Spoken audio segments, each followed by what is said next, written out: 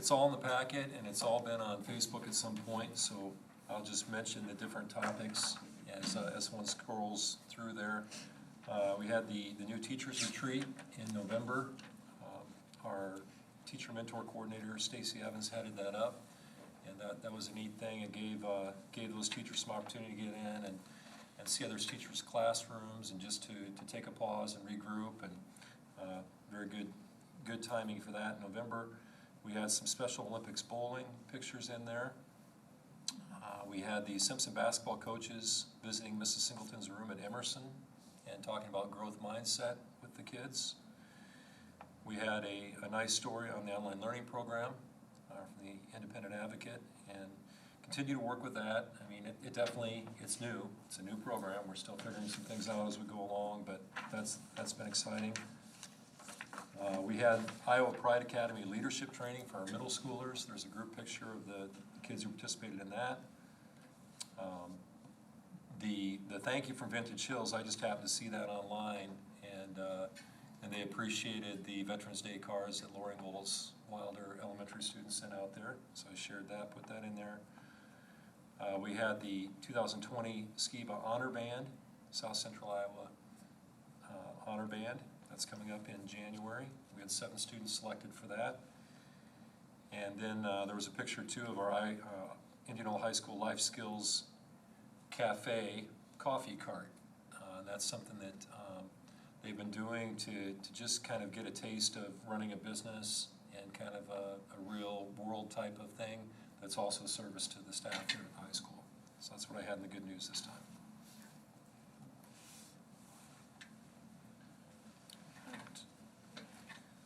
I think at the last meeting we talked about, like, if we wanted to start inviting some people for the good news section. You said it would be like if they had maybe state recognition. I just shared as an example, at Fairfield, the board used to personally recognize any kids who had state level honors. I think you might want to have some kind of measuring stick or whatever, not that it's not all good news, but I can tell you whatever comes my way, you know, in between board meetings is probably a fraction of the stuff that could, or that's going on, and I wouldn't want some to feel, you know, well, why didn't I get honored or whatever. So if you have some kind of definite criterion, I think that would be easy to do. I did see the article in KCCI on the retrofit of the seatbelts, and I had somebody outside of our district comment to me on that, so that's good. I mean, I think, like we talked about, it's definitely making an impression. Cool. You know, I can give you an example, Rob, of the kind of thing. I just saw in the high school announcements this morning and wrote the kids a note. 2 sophomores chosen for Hugh O'Brien Youth Leadership Conference next summer, which is a great thing. And, you know, so that's the kind of thing, you know, if you wanted to invite.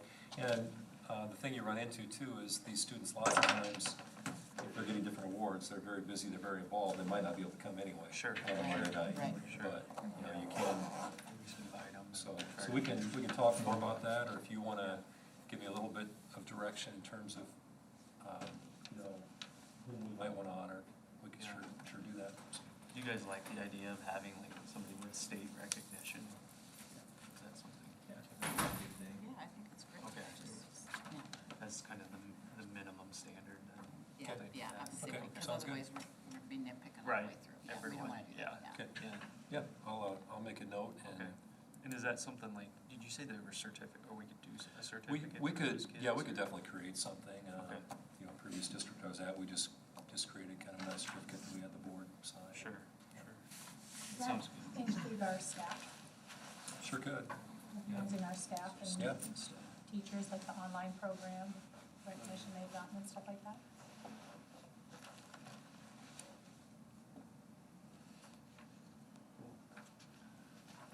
All right. So the only thing Oh, I go might ahead. add is Yeah. possibly that could be something with the ad hoc committee, that they address that, the communication, if we have one of those. They could set the guidelines and. For that? Yeah, Sure. I'm just saying, then you'd have some Yeah. ability to kind of talk about it and. Yes. That's a good idea. Yeah, that's really good. Okay. Next would be the consent agenda. You guys have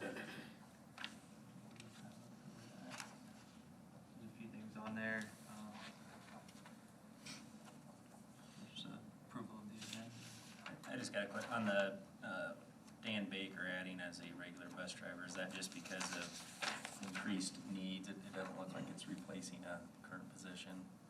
I don't know for sure, John, did you? I think they had one open from last year, and usually Okay. he leaves one or two open, then he's got subs that he uses. The pay is the same whether you're a sub or a regular driver. Some like the flexibility that a sub driver can offer without, you don't have the leaves, but you have everything else, so. Okay.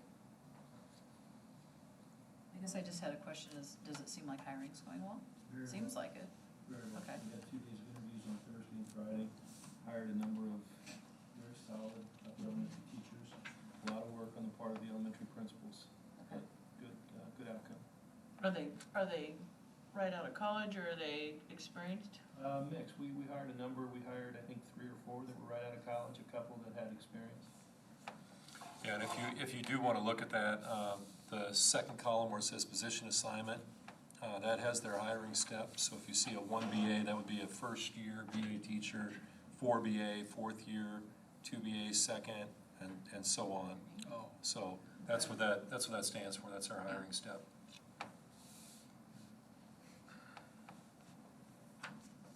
So that second grade teacher, so it says 2 BA. What's that mean? She has a year of experience, she would start on step 2, the BA lane. Okay.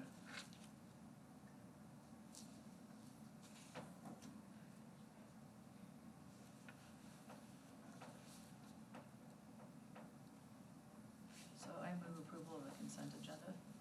Second. Right. Motion was made by Carolyn to approve, seconded by Donna. All those in favor, say aye. Aye. Any opposed? Motion carries 6-0. All right, delegations, petitions, and communications. I don't believe we have anybody sign up there to speak, so, okay. Any board members have anything or anything from the schools? Has anybody had a chance to get into anything yet? Any news? I spoke with the district's counselors on Thursday. They actually were all at the Helping Hand as a tour anyways. So I talked a little bit about mental health and asking them, you know, if they would like to meet as an entire group, or they would, you know, let 4 or 5 people, if they wanted to form their people to bring into that, to the mental health side.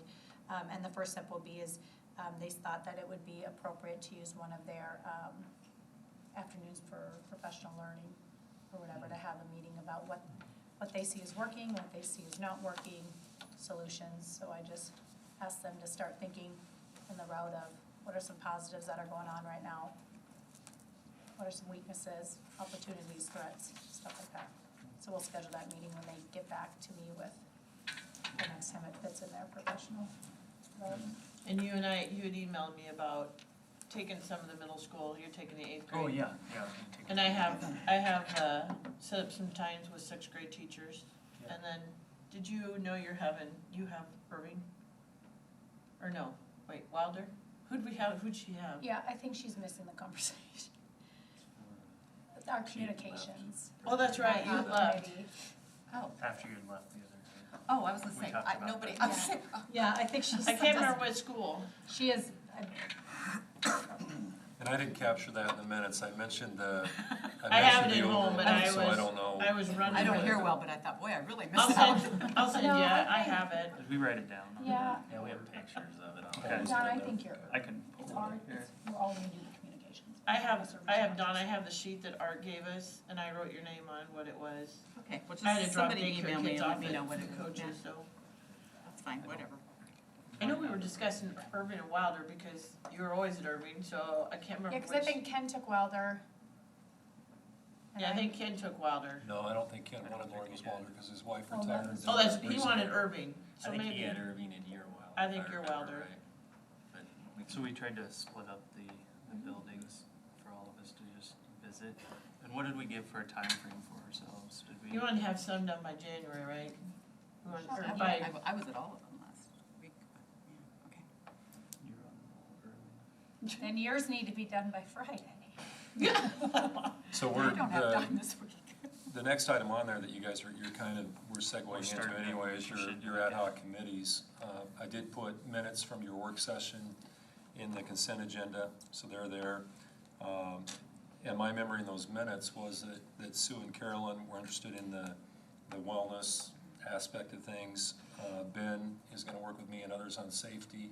And Rob. And Rob, joined okay. on that, yep. And then, I didn't capture people for communication committee because you were all talking about kind of going out, but in light of what Carolyn said a little bit ago, you know, if you want specific people like to work on things like that guidelines for recognition or whatever, then you can designate, but I just didn't capture that in your work session. I didn't know if you had any specific people, so.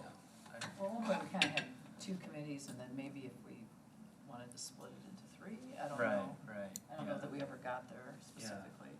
So we So had- Carolyn, do you want to, do we need somebody on that to do that? I think it would be good to have a couple board members over on that communications one. Ken, I visited with Ken the other day, and he was saying it might be good to have an action item of us actually naming a couple board members to start working over these and trying to work on putting them together, so. I mean, Do we have any idea of who would wanna do the communications side? I can help with the communication side too, because I think in our core committees, Right. I took one less, Okay, I think, than everybody because we were creating these ad hoc, so I only have two normal committees Oh, you that I sit on, so I can do the mental health with Carolyn, and then if you just need do we want two people on that? communication side. Yeah. I mean, I don't mind doing it, yeah, that's fine. Okay. So we So have, do we need to make that an action item then next meeting, or, I think we've got it listed under action on here. I think you can, so we can go ahead and make it a? yeah, I think you can act on that tonight. so we have, okay, so we have Sue and Carolyn on the mental health side. And then we also have Ben and then myself on the safety side. And then we had Sue and Carolyn. Are you sure? No, you go ahead and do it, you're fine. Communications. Is that enough? Is that Yeah. too much for you? No, 5? because I'm not going to the classrooms, because I'm Okay. in West Des Moines. Okay, during the day, okay. So that So kind you of, could help work on that, those criteria. So communications would be, somebody wants to make a motion Right. for any of I'll those? motion to Yeah. approve Sue and Carolyn For the communications? committee. Okay. I second it. You know, do them all in one. Yeah, do you I wanna think do we it all can. in one? Oh, we need to do it all in one? You Okay, don't so have then to, but I think the you rest can. of I it. had motion to approve Rob and myself on the safety committee, and then Sue and who else Carolyn. with Carolyn on the mental health wellness committee. All right. Seconded. Seconded by Lori, so Ben made the motion for Sue and Carolyn to be on the communications, Ben and myself on the safety, and Sue and Carolyn on the mental health wellness side. All those in favor, say aye. Aye. Any opposed? 6. I will get the electronic copy of the emergency operations plan shared with you too. Okay. Sure that we had it, get it shared with you, so. Yes, So- I so just saw so that, I wasn't sure if I should forward it on, because I saw the string of, I guess, custody, for lack of a better word, so I Yeah. wasn't sure if I should forward it on without I'll your. do it, I'll do it Okay. tomorrow. so from a practical standpoint, I thought I remember on the wellness. Oh, yeah. Like Christie was maybe. Yeah, going I've to- made her aware that you two are gonna be working on So this. she's Right. gonna. She should be, Right. she should be communicating with you about upcoming focus group meetings, but I think you can communicate with her too, I mean, you can reach out to her as well, so, Okay. but she knows you. But for too. the communication, we probably instigate, or you know, what I mean, kind of Yeah, initiate, I whatever. would say so, Okay. because I don't really have a point person on that, Okay, yeah. I just wanted to clarify that. And then something I did on, last week, I just emailed the building principals that I would be talking to, or the teachers, that represent the teachers that I'd be talking to, so I would just encourage you guys to, just to let them know that, hey, you're gonna be coming in and visiting with their teachers, so that way they're not caught off guard, and also the teachers, if they're like, whoa, why are we getting this email from And a board? I did tell I told the admin team that, the communication was one of those areas the board was looking at, that you were gonna be doing school visits, so they know that, but I think Rob's point's a very good one. You know, teachers might freak out, you know, if they they didn't know something ahead of time. And I think it'd be great if you communicate with principals before you go out and pass that along, so. All right, the next item is under, let's see, the SIAC committee report. So you have the minutes from the November 18th School Improvement Advisory Committee. And if you've had a chance to read through that, it's just an overall explanation of the meeting structure that night, that we tried to work in some choice for the parents and teachers that were involved with that, to get some information about computer science that's being infused in at the elementary level, what it looks like currently at the middle school level, and just what some of our next steps might be going forward. Some of the responses that help guide some input and giving recommendations to the board if we're making decisions in the future was that some of the parents felt this was very important, especially getting kids exposed to it at the elementary level. One of the comments too was to make sure that we were taking a look at needs of special education teachers and for the trainings and not just looking for core teachers. And part of that is if a special education teacher was serving a student outside of a classroom or a core time area, we want them to get the same exposure and equity to those services too. So it was a really positive night. Again, we're trying to push out some more information before meetings so that people feel a little bit more knowledgeable, to build to that state at that night, to ask questions and give input and what they feel is very important for our district or not. So some of that feedback then too was very encouraging, so I moved forward to arrange for more code.org training for the elementary teachers at the end of the school year for that. I think that's great. I guess my question would be like, is it something that you think could be fit into the day, or how would you envision it being fit into the day with everything else? I mean, is that something that's been discussed? And it will in more steps at the end of the year, because some of the teachers have been through the training already. So at the end of the year, while the others are being trained, the plan right now is to have that group of teachers come together and then do a comparison with their new Bridges math, which computer science is really a lot about thinking and problem solving and not something that might be so separate. And if we can make an alignment between things that they're already teaching, and even that identification of, oh, this is a part of the thinking that's related to computer science. It's not a standalone curriculum that's being added in. So part of that focus is making sure it's very feasible and getting the teacher input on what do we think we can do with this to expose kids at the elementary level. Some districts, when they take a look at the framework for computer science, some might choose to have standalone classes and courses at the elementary level, but typically it's more of where does this fit and where does it make sense with things that they're already doing. Some examples with that might be, they were talking like at the elementary level, lining up is kind of a big thing at times, and when you line kids up, you're sequencing them. Well, even that vocabulary and using that to get them more familiar with things that are related to computer science. So you could just change your language as a teacher and say, we're gonna get in sequence here, or look for patterns, which Bridges, if you take a look at some of their number corners and things, have a lot of patterns in there. So even starting off with stressing vocabulary that's related to it could be a big change for kids. That's good. I could see how that would be beneficial, because I help on Bridges homework almost every night, it seems. So that would, Well, at least you can help, I can't. I can see, We're gonna tutor for you. I can see how it could easily, merge, and it sounds like you got a good group of teachers that are on board and part of the process, so. Thank you. All right, the next minutes would be from the HR. How did when you went back to the group go? Didn't you go back to the group the next day? Yes. How'd that go? The questions and, I think it went well. We just took the guidance that the committee provided us, and we. I know some of our questions we kind of left open-ended, so. I think a lot of those open-ended questions are more kind of to be determined later. They don't necessarily impact the development of the calendar recommendations, but for instance, Just curious on their feedback, if they kind of went, oh, I don't know. no, they're a very business-like group, and we just got to work trying to develop a recommendation. Good. And you're at the point now where there is a draft recommendation from your group, from the handbook committee, that then I'll go back and get some awareness and feedback on the part of the administrative team, and then from then move forward to the board for. We shared that preliminary proposal with cabinet this morning. Plan on getting back with the committee, perhaps getting back on Wednesday if the group feels like it's a good use of time, and then Thursday morning share that with the admin team.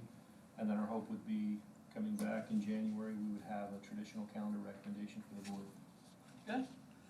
Is that about on time with what we normally do? You normally, My preference would be to have the traditional calendar approved in December so that we can then get the year-round calendar developed and approved in January, but I don't think it's gonna be a difficult situation. I've had one parent contact me because some people have to have their leaves in a year in advance, particularly around Christmas. But what I tell them is our best guess, and that's probably pretty close, maybe 95, 96% accurate would be, and we can give them a window. And that's usually what they wanna know, Christmas.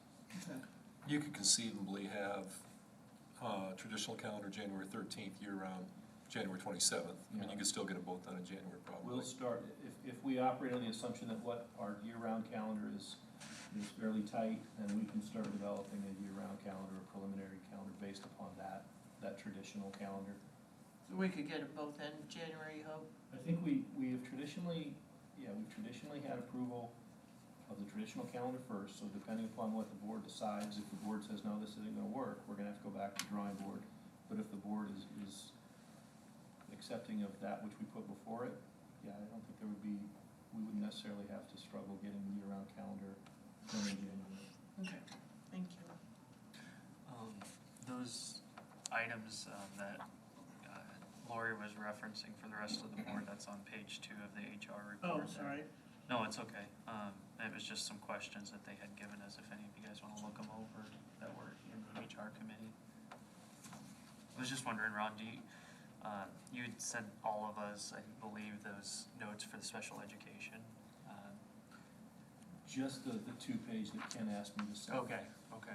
Do you know how, do you have a way that is best to get that information then to the associates? Or have you thought of any ways to get that to the ones that are existing associates in the special education area to help them? I think most of that information is reflected in our handbook, in the Okay. associate guidelines. Okay, One of the things we talked about during our meeting, I'm relatively confident that our new associates get that because it's been incorporated into our onboarding process. I'm less confident that our more veteran associates have that information or reviewed it. So I think it has to begin with our building principals and going back to them and talking about how do we get this information in front of associates? Are we clear on what that associate determination process is? Because as we talked about, that drives what associates should be doing and what they should not be doing. I think we have to kind of double back and make sure that all of those things are in place and that they've been updated because it is supposed to be reviewed on an annual basis. okay, But I honestly can't tell you to what extent okay. that's happening in each building. Okay. Is that something you just communicate to the building principals then, and then? Yeah, we've actually started that Okay. process. We Okay. talked a little bit about it last Thursday, and I think we can revisit that this week and come up with actually a plan for Okay, how do we get that Awesome. information in front of everyone. good. I just think with them understanding what their role is, and I felt when I read it, I felt like, oh, this would be valuable information, but I feel like when they read it and understand it, it would empower them to be able to carry out their jobs better. I guess I'm a little confused why that doesn't happen normally, cause like a certain child, their IEP could change because they're improving or something, I mean, It very well should. yeah. And when I say I can't attest to whether it is, because I don't look at every IEP or every annual review and what it would require, and I think that's something that, I don't mean to pass that buck, Right. but the principal is gonna have a better sense of the associates that he has or she has in her building and what the needs of that child are. So the associate determination process is fairly involved, and it talks about what are the needs of the child. And it gets into what is the role then of the associate in meeting that need, because we're always careful, we don't want to enable, we don't want to inadvertently do harm by, the best intentioned actions. So it is important that we're grounding what we do in those individualized plans, because special education, one size doesn't fit all. So we need to double back and we need to make sure that those things are being attended to. So the And- building, oh, sorry, Carol. No, I was just gonna say, and review, I mean, like, it's annually, but when something changes, that there's, circling back and making sure that we're following. Well, and part of those plans, that determination process, one of the elements that is very important is the plan for fading those supports. Because we don't merely want to just provide these supports to kids just because they're in special education. The point is to help them develop those skills so that they may be more independent. And we know that kids aren't going to have someone helping them always after school. So we need to be very intentional about how we do that. And that's where, without going and looking at each one of those plans, I can't speak to where we are with each of them. So who sets in on the plans then? Is it the associate and the parent and then The IEP team, which would consist of the special education teacher, a general education teacher, the parent, a district representative, typically the principal, and anyone else who's knowledgeable about that child. So Chapter 41 is very specific about who is included on an IEP team. And that gets into some of the nuance of special education. One of the things that Ken challenged me to do is present that information in a relatively succinct way so the board members have a sense of what are those special requirements of special education. And that's something that is forthcoming. But IEP team composition, everything that has to do with provision of special ed services is driven by an IEP team. so is that once a year or twice a year? An IEP must be reviewed at least annually, and a student's entitlement must be reevaluated every 3 years. So that 3-year reevaluation is to determine whether or not the kid still qualifies for special education. The annual IEP review is used to determine whether the services are still meaningful, relevant, applicable. Now, an IEP team member can call an IEP meeting whenever they would like. Generally, they occur yearly. Or It is not start uncommon every to year. have 3-month, 6-month, 9-month reviews. So is it usually done during the summer or like at the beginning of the year, end of the year? Or is it But just, when the child was entitled. So if a child was entitled to special education way back when, on February 15th, typically what happens is their annual review is on February February 15th. 15th. So there is no, we don't do a massive amount in August and September. It just depends upon when the child was evaluated and initially determined eligible. When you guys are working on those plans, are those billable to, or is that time that you work on that plan? The I feel like IEP. yeah. Special education is a little bit unique because and this is where I talked to Ken about it, it's difficult to unpack all this. Special education was originally conceived of in 1975, and it's supposed to be reauthorized every 5 years. But when it was authorized in 1975, the federal government said it would provide up to 43% of the additional cost that it requires to educate a special ed child. In reality, the federal government has never provided more than 18% of the additional cost. So special education is kind of that quintessential unfunded mandate. And you will, here in not too long, you will get information about our special education deficit. There's a misconception that special ed children make all this money for the district. In reality, the extra money, the supplemental weighting that we get, doesn't begin to touch the cost, which is why we run a $750,000 benefit or deficit, which is why many districts, most districts our size, are well in excess of $1 million deficits. So that's something that's real money. We have to pay it. Our taxpayers come up with it, but we have to go ask permission for increased spending authority, essentially. So it's not magic money that just comes to us. It's still, our taxpayers are still footing the bill, so to speak. Well, and if we are able to recoup it, we can levy it the following year, but it depends on our cash reserve levy that we have available. For example, this year, I think it was $94,000, right, Jonna? Next year, maybe it's 330,000 or something. Well, Ron just got done mentioning we're gonna have a $750,000 deficit. At most, we can recoup a little less than half of that. So it's just. Cash, correct, yeah, separate from the authority. We can get the authority, but the actual cash that we've spent, we can't recoup all that. So it's just, it's a cost of certain So does that bids carry that. over every year then? Does it, we Um, carry that money, we have to carry that deficit over Well, from year to year? the deficit can vary, I mean, it just depends on whatever the expenditures are. The clock kind of resets on the deficit each year. A couple of years ago, it was maybe 550,000. Yeah. So, We've really been the envy of metro schools, most of which are well in excess of $1 million deficits. I think Urbandale is 2+ million, and they're very comparable to us in size. Our deficit is steadily growing. And some of that has to do with the intensity of needs of children that we serve. Some of it has to do with curriculum needs. If an IEP says they need it, we are obligated by law to provide it. So there's no getting around that. That deficit really then is probably statewide or nationwide then, is the only way that that's gonna be resolved is through legislative action. Well, actually, prior to serving the district, I was the Assistant Director of Special Education at Heartland AEA, and I was part of the statewide task force that redeveloped the weighting matrix.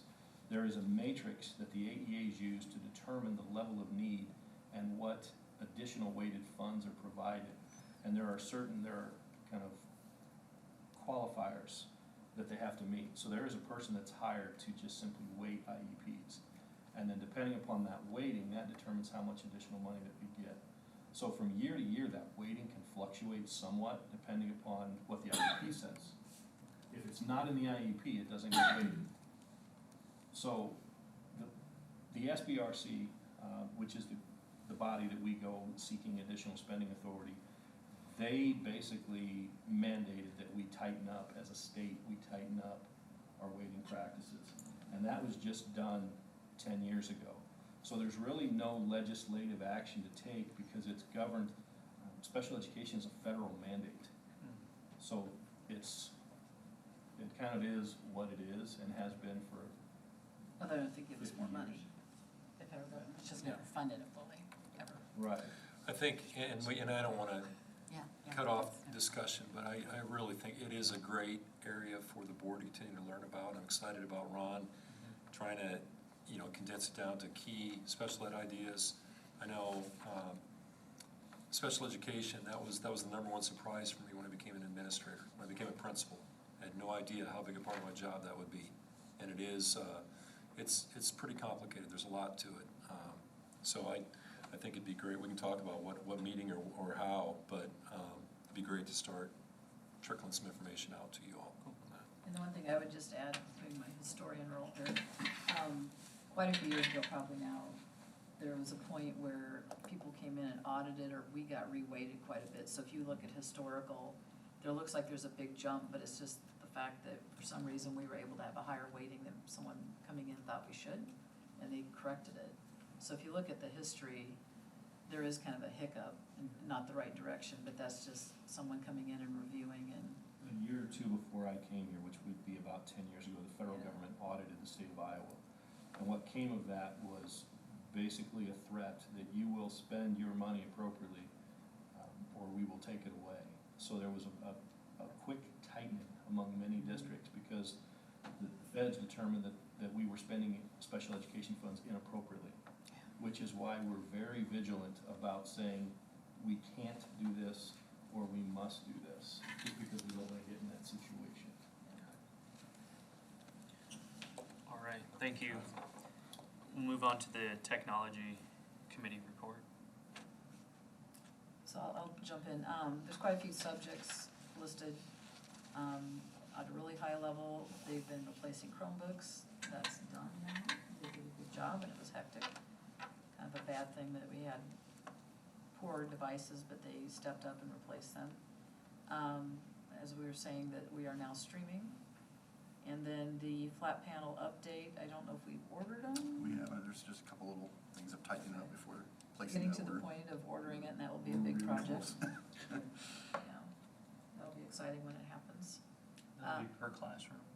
Yeah, wherever there's a overhead, right? Every classroom.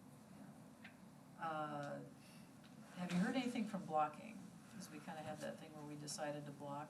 We just I know we had one teacher particularly that was using it and actually had planned to use it the next week. So they worked to find an alternative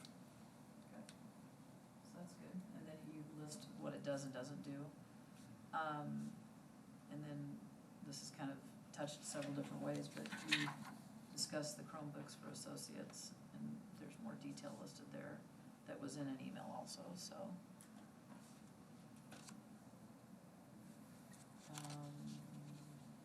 And then just generally speaking, we've talked about this a couple of times, we just haven't had time to do it because we've been busy with Chromebooks and all that.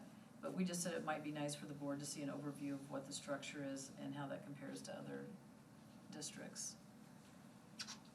And that kind of came into play at one point with like things with data and, I mean, we'd asked for that a while ago, and it's not like there's something we need to know right now, but it's a good thing to know, I think. Probably 2 or 3 months ago, we started talking about doing this, and hopefully at the next meeting we'll do that. Yeah. And did I see in the report that if somebody goes to our website, they would probably have to go to school board, but under there, there'll be the link to watching this on YouTube. It's there now.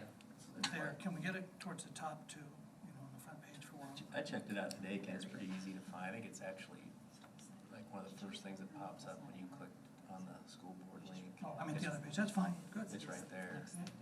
Well, if you can find it, anybody can. Yeah. There's everybody, we got the Ben Berry, that's it. We are streaming tonight, so you've just insulted Ben on our. Yes. Go, when you get home, go check it out on YouTube. It's recorded for all time too, so. Did we have a price yet on the projectors over the Panels. flat panels? We have an overall cost. Still tweaking a few little things there, but yeah, we did have an overall cost. It was, initially it was around $780, but that was with some rooms that aren't classrooms as well. Right. Sorry, rooms that don't have projectors right now, Projectors. that we really would like to have something in. So there's a few rooms we'll be putting non-interactive flat panels in. So there's some like reading rooms that are really, really small classrooms. Right. So that includes many of those as well. You also visited about those, the clickers, was it, or something? Yeah, Oh, we did, yeah. And I have, honestly, I haven't followed up on that, to be honest. Well, So once for we those- get For those of them, you that maybe don't know that's what we're something to talking, bring up again. talking about there, a year ago, we purchased, I'll say, maybe like a half a dozen keyboards that are wireless, and they're like the size of like a Game Boy. And we put those out into our classrooms. I kind of did a drawing and had like a half a dozen teachers give it a try and see what they thought, because it actually allows them to walk around the classroom and have a full keyboard in the palm of their hands and be able to control the mouse and type and the whole works, a little touchpad on there as well. So it was pretty neat. I just haven't had a chance to follow They up. weren't expensive, no, $30 worth, they, something like that, so it could be useful. I'd say that's it, unless people have questions. All right, moving on to, under finance, facilities, support services, the first one's the audit committee. We're working towards the end of our audit right now. Our auditors have been in to do field work and stuff like that. So basically what happens, we have a community group of 3 that volunteer to assist us with reviewing that. And then also Carolyn has graciously volunteered to be our board representative, so. That does require action. Just a minute, though, if I may, and I'm sick of numbers enough at work.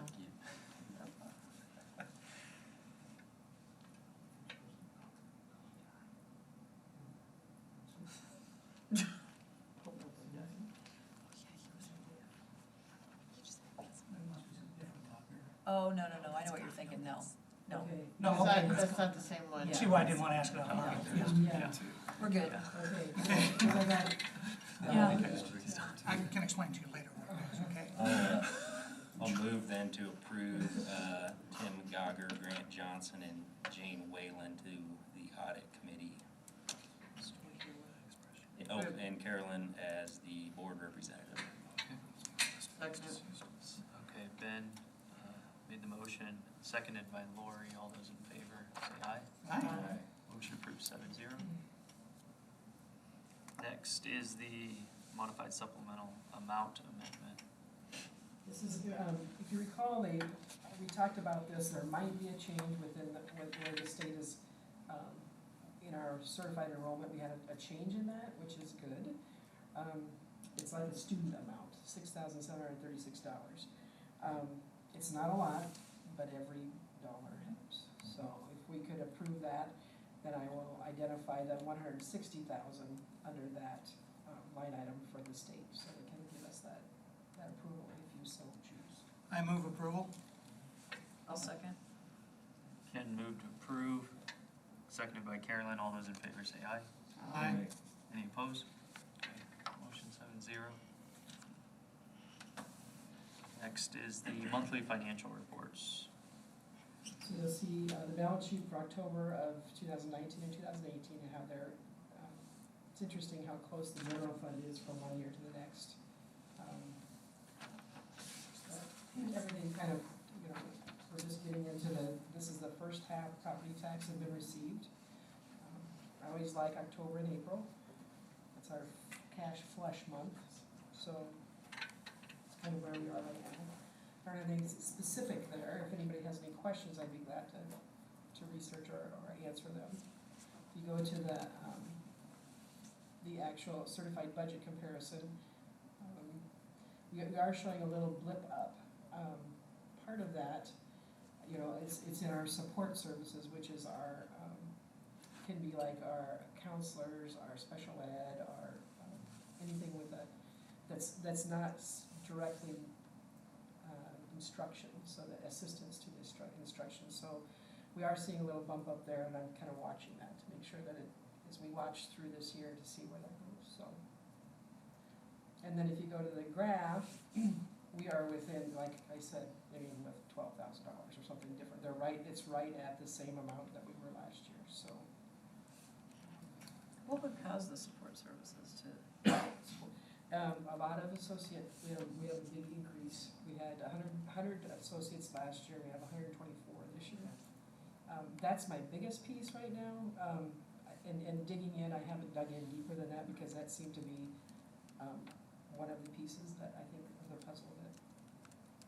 When you show that we're let's see, what page is this? It's the one that shows the percentages, 19.33. When you show that in 21.02, is that, and then you reflect down in the notes there that where 33% of the fiscal year's been completed, is that pretty?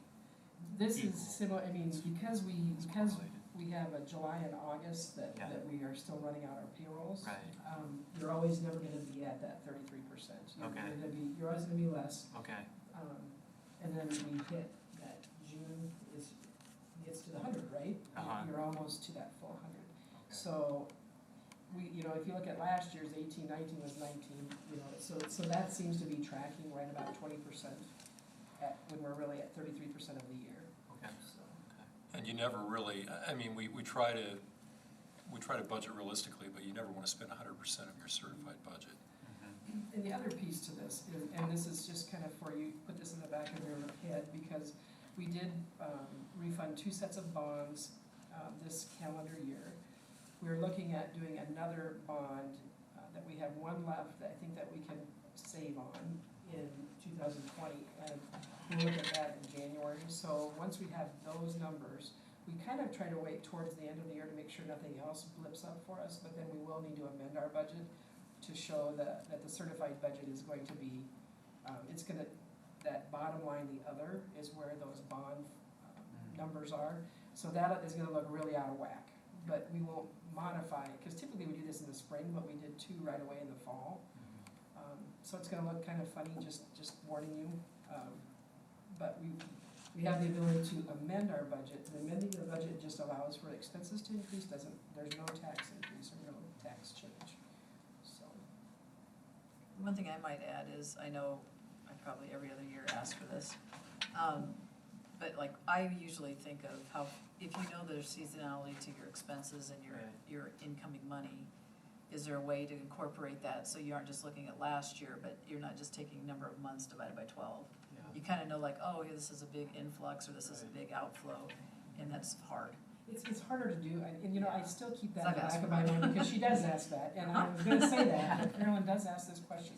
And as I try to think of different ways to report, I still have that. Okay. I think that's kind of what you're getting at, is like, Yeah. yeah. Yep.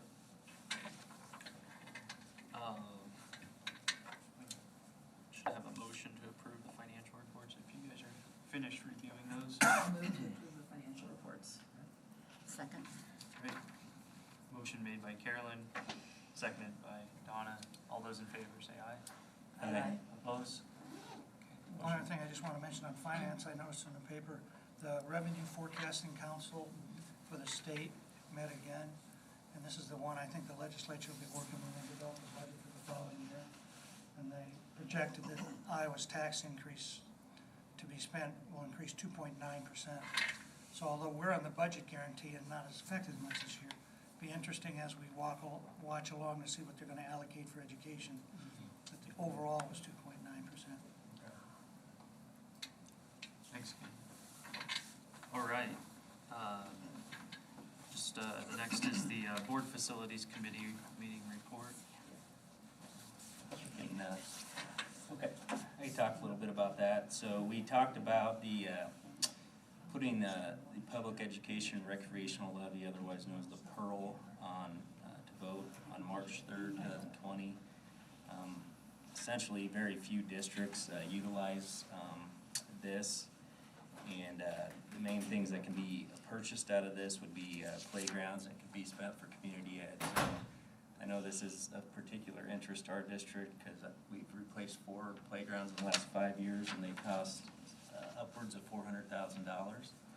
So this is something that we could levy at 13.5 cents per $1,000 of assessed value. And at the current assessed value, that'd give us roughly $120,000 per year in that we could basically earmark towards future playground replacements.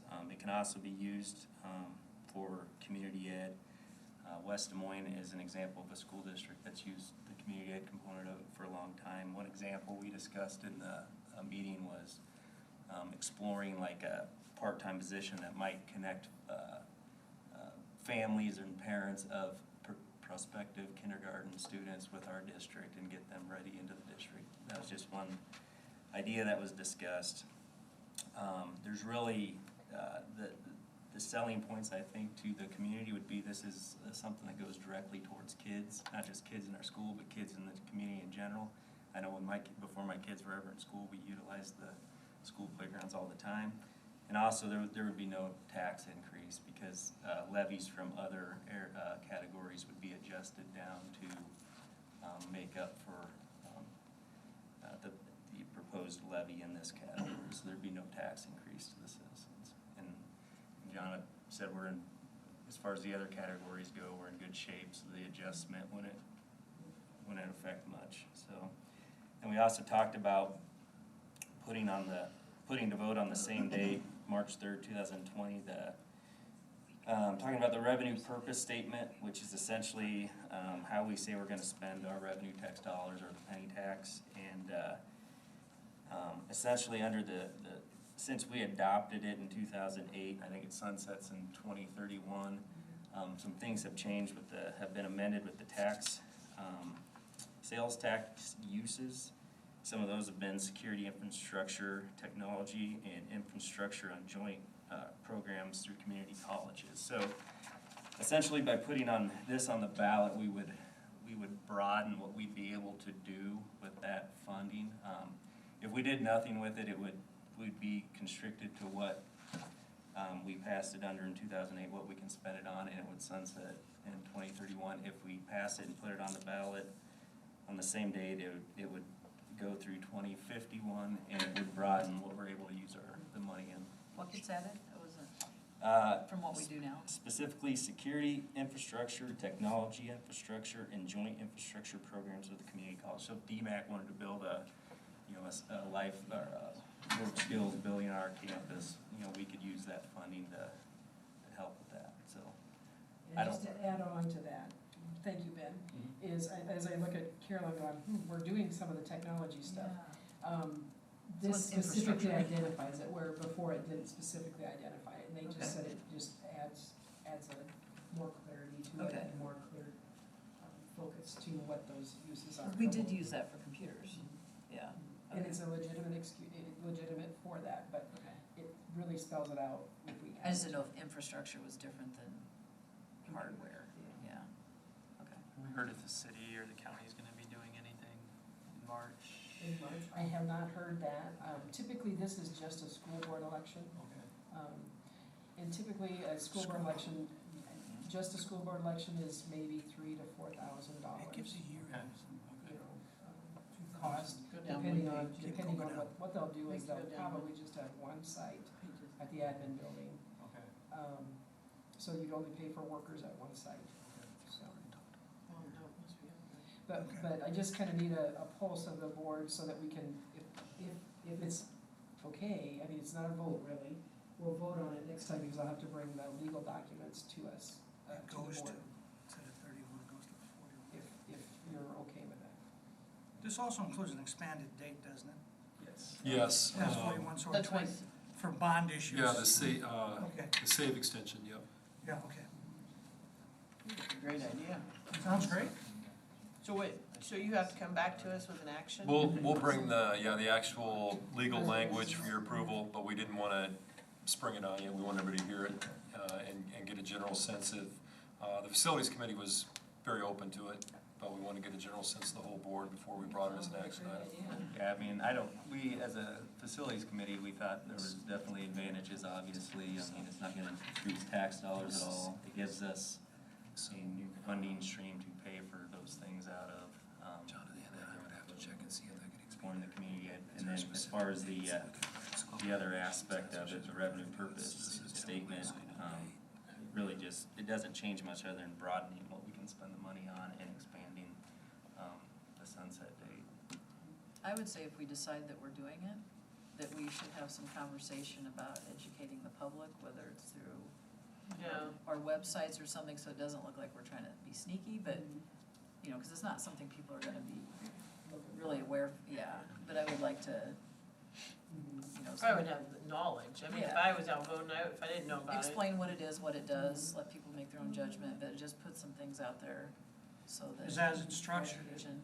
it could, but it doesn't necessarily raise your tax, your local tax rate. Just balancing other funds the way you do it and all of that, so it's not something that, Could you just reach Many out to years. the county, one of the supervisors, and just make sure that there's nothing there? I don't think they. I'll check with the auditor. Okay, That's yeah. probably. I just, Yeah, don't wanna get tangled in that. right. Well, maybe that's something too that the communications committee can look at on how do we push out correct information. Right, Yeah.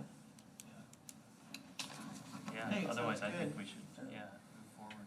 The only other things that came out of it were, we talked about the retrofitting of school buses, which we're paying for out of the fiscal plant and equipment levy fund. We're one of 2 districts currently doing it. The other district, I think, has 4 buses. So we're way ahead of the game there, and you may or may not have seen the article in KCCI. I think Art was interviewed for that. It was good publicity as far as safety measures goes, something that sets our district apart, certainly. And the biggest report is the bus drivers have reported back that it has significantly reduced behavior issues. Surprise, Because surprise. we're strapped in.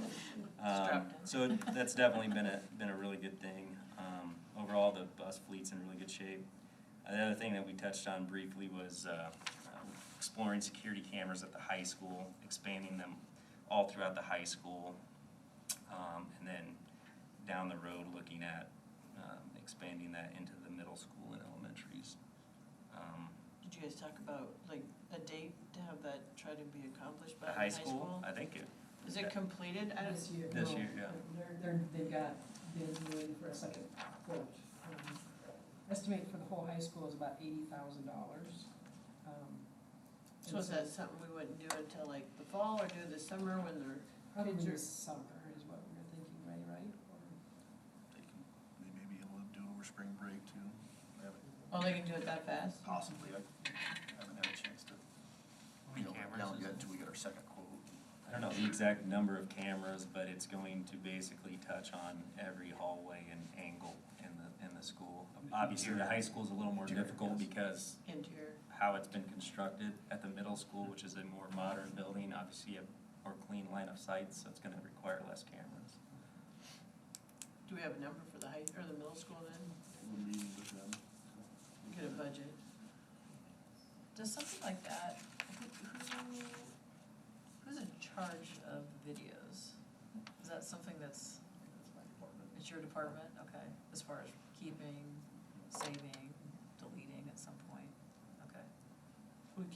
so long, or have you decided that? It's primarily based on storage space, but we basically keep. Stuff rolls off, Yep. that's not needed.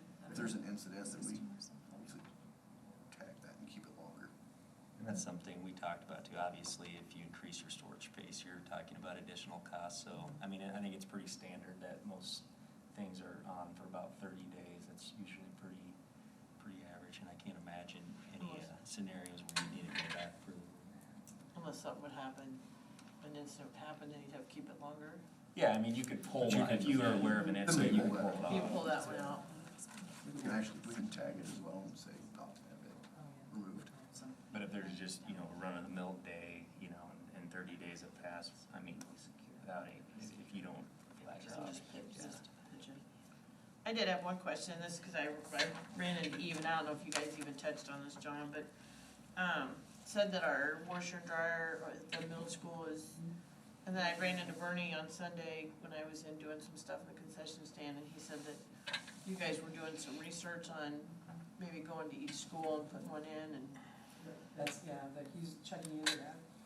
Right now, the high school and the middle school have the washing machines, so any dirty laundry is transported to the two buildings, so we're trying to see if we can be more efficient. and I heard those industrial ones were like outrageous. And the elementary. I didn't realize they were that high. The big ones, we still may need those at the middle and the high. That was amazing. And just one other thing quick, because I'm all about saving. We talked about the lighting going on in the schools now. Some of it's been done obviously in the gym. I was in the gym Friday for the game. I mean, it looks great. It's going up. There's in the cafeteria. They're slowly working through the school. But the nice part about it is the energy cost savings will recoup the money spent in about 5 years approximately. So definitely a good investment, I believe. The investments on the PEPAL, and then the savings is on the general bonus, right?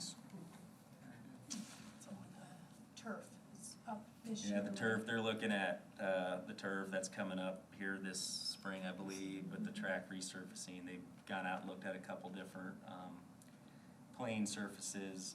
The big thing that they're looking at is putting a, what did Bernie call it, like a shock pad underneath the turf. And the nice thing about that is the turf generally lasts somewhere between, 10 to 12 years, but the shock pad can be reused twice, so we will get two use cycles out of that shock pad. The shock pad, he said, runs roughly around $100,000. But I think it's obviously in this community something that's very important to keep our athletes safe.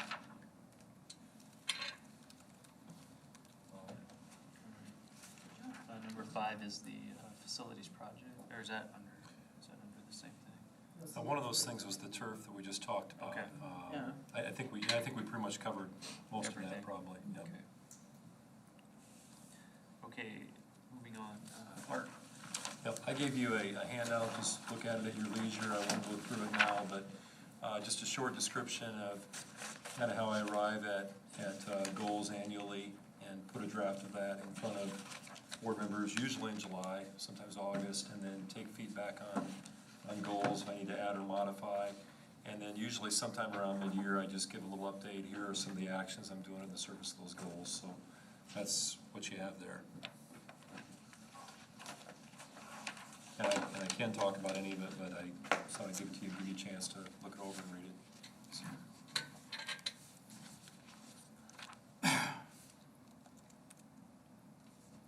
I think it's nice that you do that, that's a lot of extra work to do that mid-year, but I think it's But nice to.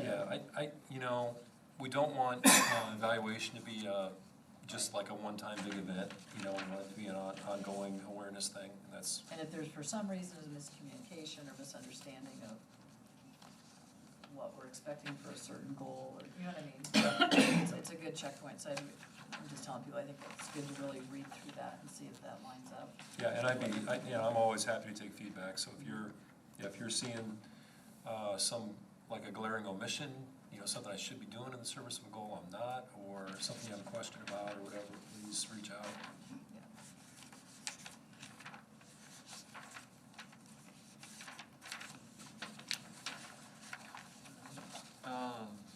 Let's see, the board policy committee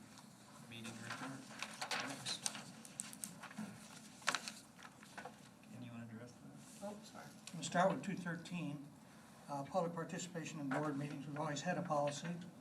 We took a look at it.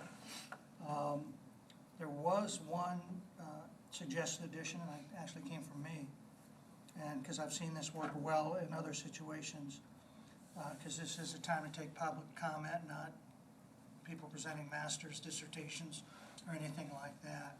There's a maximum 5-minute limit per speaker. And it will also reflect, I want to see what I'm saying. And the second paragraph has been there. If pressure of business or other circumstances dictate, the board president may decide to eliminate the practice for a particular meeting if it's needed. In my 2 years back, I've seen once or twice that could have happened, but and a lot of times you might know about it ahead of time. But those are the suggestions on that one. Okay, I'll move on to student health and immunization certificates, where you'll start to get in a whole lot of language, especially when you get into regulations. Basically, on the student health and immunization certificates, when somebody comes in kindergarten, they have to have a physical, they have to have certain immunizations which are listed. Anybody coming into our school district has to prove that they've had the immunizations, the shots that we require, at that time. Is that the summary, pretty much in 2 words, what these things cover? Do we have, I'm sorry, go ahead. And I don't think we really changed anything else in there on those. Not on that one, no. Not on that one. Go ahead, Gloria. Do we still have where they don't, if it's not in their belief, do they still have to have their immunization? Yeah, that's in Iowa code, and that is, that's addressed within policy 2 if they have a medical reason or a religious belief. And there's a form that they can get to document that. And that's, I think that's in that last paragraph up there on the screen. I just wondered if we still had very much of that. We do. No. No, we don't. We have not had a lot of it. So. Administration of medication to students. The only change there, the biggest change there was just how the first sentence had read. Before, if I'm on the right one, we started talking about special ed students had in their IEP needing some medical situation, medical services, that this is what we do. This is, and that's the, Ken's referring to 507.8, Special Health Services Regulation. Yeah, that's what we're talking about. So basically, we're changing it if any student needs help and everything. There's a lot of kids, there's diabetics, there's all kinds of medications needed.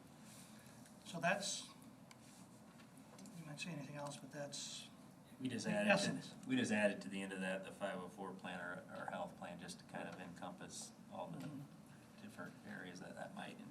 And there was, in that same one that the board member is referring to right now too, there's a word change that Rob had run this by our nurses, which was, I'm glad he got feedback. That was a suggestion Ken made during our committee meeting too. Under definitions, on 507. I'm on What number are you on? I'm on 507.8 R1. Okay. Special Health Services, it looks like page 79. There is just the wrong word got substituted, and we didn't catch it in our committee. You can see under definitions it says assignment and delegation, but then the word designation was used 3 times in that paragraph where it should have been delegation.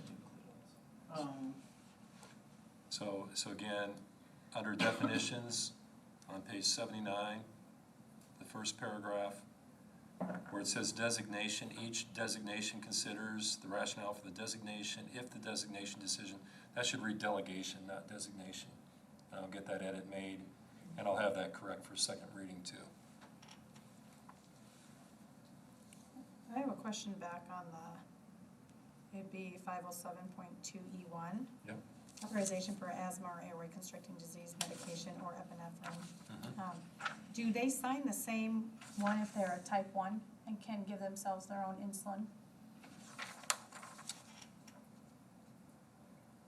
That's a good question.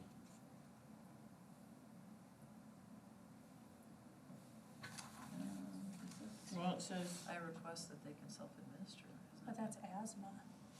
Or other airway. Could we just add language in Constricting. that? Yeah, I'm just saying, Yeah, I didn't know if you were type 1, you had your own paperwork, but if we're looking at, let me check on that Okay. for next month. And if it is as simple as putting it here, we will. If there's a separate form, I'll let the board know. I okay, don't know the answer for sure, and I don't want to make it up, so okay. Thank you. make a note of I think that. we're all over the board, which is just a great way to do things, jumping back and forth. Not sure which one we're on with. On 507.8, Art, Okay. Yeah. on 507.8, did we want the first sentence there that said the board recognizes that students instead of special ed students? Yes, yep, that's just and we did change that edit Yeah, just to make. I saw it it change in the reg. Yeah, that some students, yep, thank you. We'll get that made. Anything else on health from anybody? There'd be one more, I want to go back to, we're talking about jumping back, but this is not, this just reflects practice, but on 507.4, you can see the bold, this is new language, and then you can see what is struck out. That's page 74 in your packet. Just because this is part of our online registration process now, the parent and guardian emergency contacts. So there's not a form. The old policy referenced a medical emergency authorization form. Now that's done electronically. So we just updated the language to meet the practice there.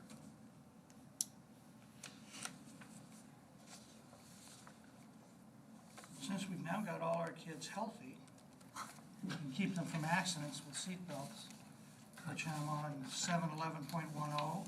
Yep. And I like this one, starts with goal and all this. And am I right, this is an entirely brand-new policy? Correct. Okay. As you know, seatbelts will be coming.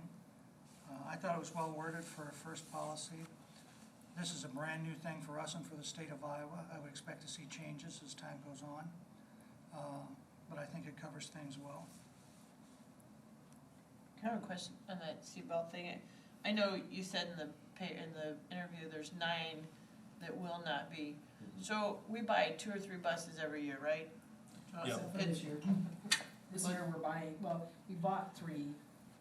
Next year we won't buy any because we spent it this year. Right. Yeah. So are we looking 6 years to weaning those out, those 9, 6, how many? It depends, it depends on buy- how those will be the first ones out the door, is what Ron has said. Right.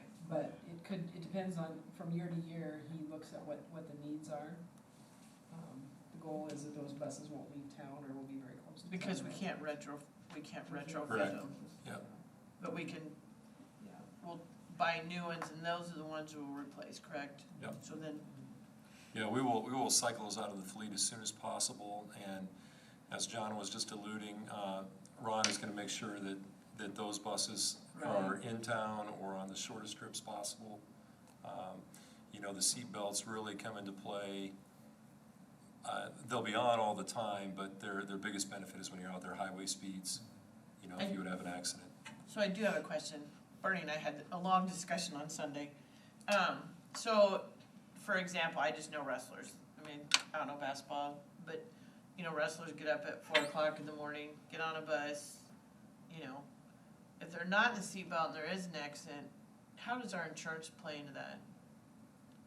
Well, it is on the onus of the student, that the rules are that if you're not in your Supposed to be in student. Yeah, and the bus driver will be able to tell if they're sitting right. If they're sitting in their seat, they should be able to see them. Right. I was just He may curious not how see our, that he may not see that the seatbelt is on. I was just curious how our insurance, And I can ask our are we insurance agent. liable? I mean, nothing, I was just curious, can we sit there talking about that? What our insurance would affect us on that? So I guess what you're kind of getting at is there's a sentence that says drivers are not responsible or liable for students wearing seatbelts while riding. Should it Yeah. say, and the district? Yeah. I mean, that's what you're getting at. I mean, if you find out that that's true. I mean, I don't know they do that, but I'm just saying, just from, I know my son was always vertical, he was always sleeping on the bus, but I was just curious how that, Might not be a bad idea. I was just curious how it plays on our insurance. Is that gonna get us into some trouble insurance-wise down the road? Or, This will be, it'll, there'll be some, I'm sure, test cases as things happen, but I can ask our insurance to see, but this is, again, new waters. yeah, I was just curious. And this language came from Max Christensen, who's the head of transportation for the state. So.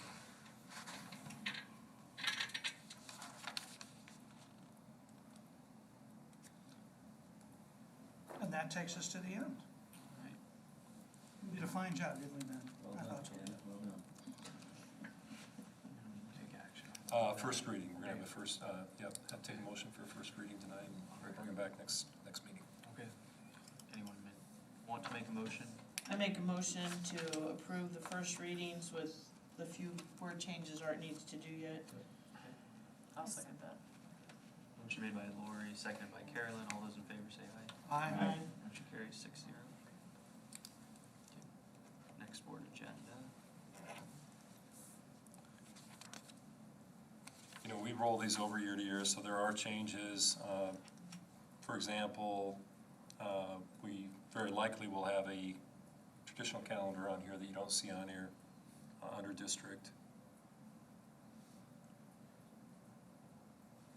That gives you, 2 votes for that resolution. and we'll have, I think yeah, it's So easy to saying add that, into. that needs to be Yeah, on here. yeah.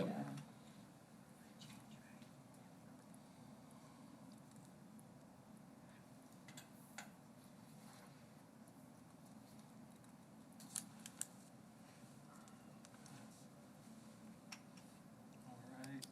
Okay.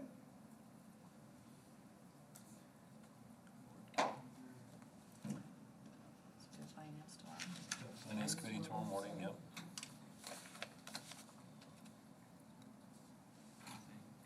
Nothing Christmassy. Move to adjourn. Motion made by Ken to adjourn. Second Oh, I got one other. Hold on. Oh, dang it. I thought I No, no, had no. quick Put enough. out the door. No, I kind of spaced off because I wanted to say it with the consent agenda. Do we have concerns with the number of kids that are graduating early, like juniors, a year early? I mean, is that something that, I mean, they can do it, I get that, but I know at one point we kind of talked a little bit about that, like to figure out, is it something we should be concerned about? I think the number Seems The like number it's that we low. had on there, combined junior, senior, I don't think the number is atypical really, there might be a The couple juniors more were more. juniors, yeah. I don't know, I think you could try to, And I don't know that Do it's that. right for them to be in school if they're ready to get out, but I just kind of feel like if there's not a big trend to it, I guess I'm not concerned, but I was just kind of surprised that there would be that many juniors that just wanted to forget senior year and move on to whatever they're going to, But yeah, I don't understand know. I understand the question definitely. I don't know that we're doing some kind of exit survey that might give you some, Yeah. some insight into the why. If they're going on to college or trade or. Right. Do you know how that stacks up against other districts like our size? It's not something I've really researched. I came from a 3A district that would have been less than half the size of this, and the number wasn't really that different. I mean, there were a fair, 8 or 10 kids would not have been unusual graduating early. I was wondering if we'd see more of it with online, because they're obviously not, It's possible, they're not as probably not as engaged with extracurriculars, so they might try to speed through, so I mean, I could see that growing. Yeah, now the Possibly. online classes don't, the new online courses we've written, they can't just whip through. But Okay. if they were very focused on that, if that were their goal, to get out more quickly, they weren't concerned with some of the extras you're talking about, the whole, senior year experience and extracurriculars and all that.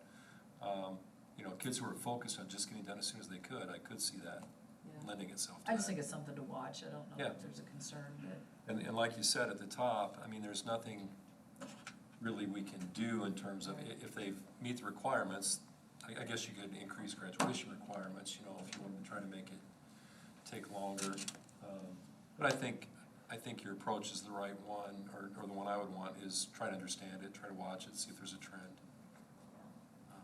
I mean, to me, the only thing you might take away from that is like trying to get kids more engaged with school, whether they choose to or not is not anything you can control, but talk about, kids are more engaged if they're in extracurricular, and you know what I mean? Yep.